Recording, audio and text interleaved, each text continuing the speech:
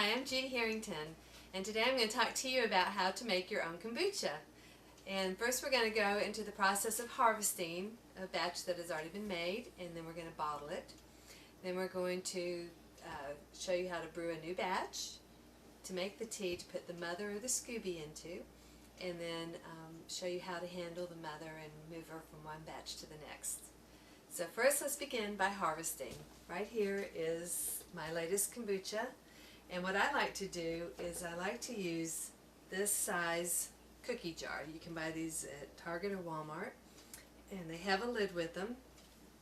And this is what the kombucha looks like when it's finished. This has been brewing for 7 days. In my house, that's how long it takes. It can take anywhere from 5 to 10 days depending on how warm it stays. It's very important to keep it at a constant temperature, more so than one temperature or another. So I try to keep mine, I think, around 70 degrees. If you get it too warm, it can over ferment. So there's a lot of information on how to brew your own kombucha. I like to follow Nourishing Traditions. This was written by Sally Fallon, and she has information on kombucha as well as recipes. You can also get your Scooby or your mother from Gym Cultures, and which is how I found out about it through this book. And then once you get people making it, then you just kind of give people their cultures. So anyway, we're going to start first by harvesting. What I like to do is to take a bottle with a screw top lid on it. I used to use half-gallon mason jars, but they just don't make it fizz as much as I would like to. It's very important to keep your area clean. You don't want to contaminate your kombucha with anything, especially antibacterial soap. So what I like to do is I like to get my water really hot and rinse out my cup. And I'm using a one cup measuring cup. And I've rinsed these bottles out already, and I just rinse them out with hot water, you know, because we don't put our lips on these bottles. They just get poured into a glass. The best way to do it is to take a 1 cup measuring cup, Pyrex, and then just dip it into the kombucha, and then pour it right into the bottle. And as you can see, it's getting a little fizzier. You see the fizz coming up on there. And it seems like after you pour it into the bottle, the fizz just disappears. So what I like to do is to store it for a month in the refrigerator so that the fizz seems to come back then. And it seems to come back better in these screw top. I think the smaller the opening for some reason, that's better. And you want to fill it up as close to the top as you can, because you don't want a lot of air in there that causes it to ferment more. So because it is a fermented drink, you don't want it to touch metal or plastic, because it will pull the toxins out of metal and plastic. So then I take the parchment paper, put it on top, take a metal lid,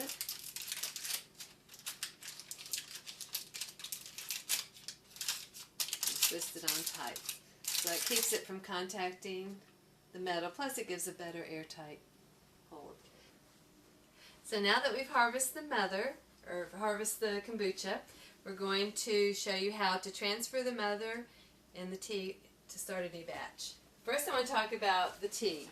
It's just your basic tea like you used to make. I drank a lot of it growing up, but it's black tea. And what you want to do is you want to make sure you get organic black tea. You can buy it in tea bags, or you can get it in bulk, but I prefer the tea bags. And what I do is I tie them together, 4 together, and that way it's easier to get out when it's finished brewing. So the recipe is 3 quarts of filtered water, and you want the cleanest water you can get because you don't want to introduce anything into there because it is a fermented drink, so you want to keep it really good. Also, believe it or not, you put in regular old sugar. Plain white sugar seems to work the best. And it's not that it's better than anything else, it just works better.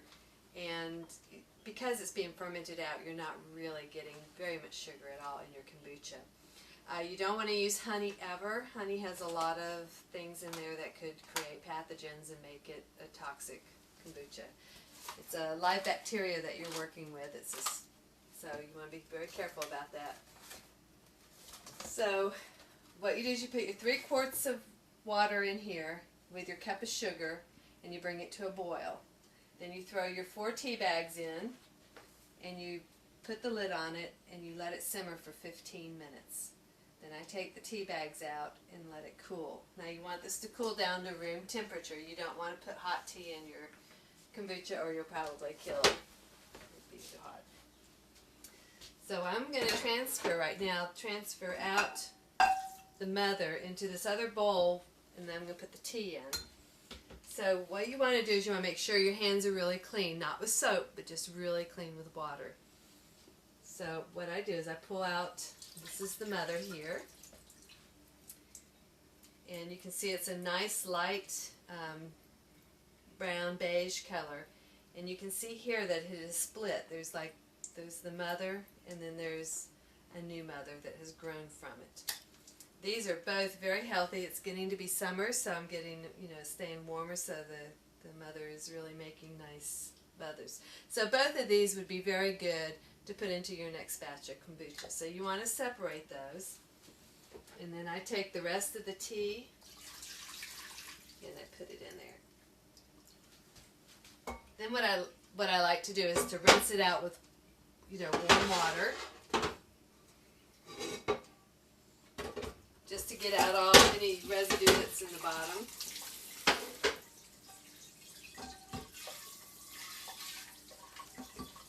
And it has a little bit of a vinegary smell, but once you drink it, the vinegar doesn't really seem to pay attention. Now, if you let it go too long, you will get a vinegar. So you can make a kombucha vinegar, which is very good.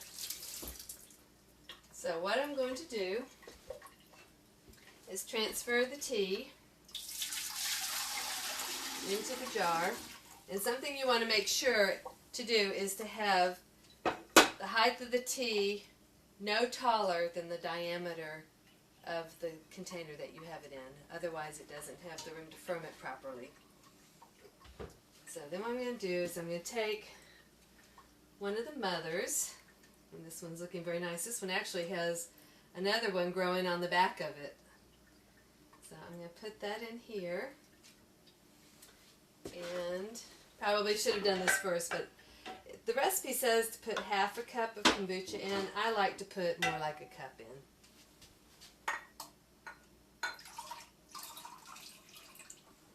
And I just put that in, and then I made the mother go crazy, so I'm going to lay her flat again.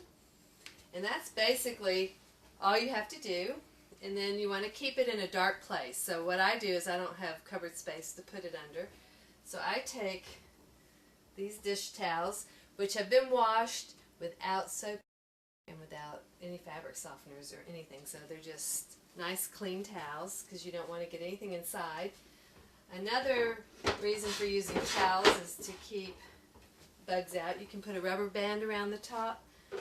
Because I have so much airspace in there, I like to just put the lid back on, and that keeps the pest from getting inside. They recommend that you don't do it in your kitchen because it's more likely to get bugs in there, or you have your flies and all that kind of stuff. But just for convenience I do, and that's why I put the lid on top, just to keep it safe.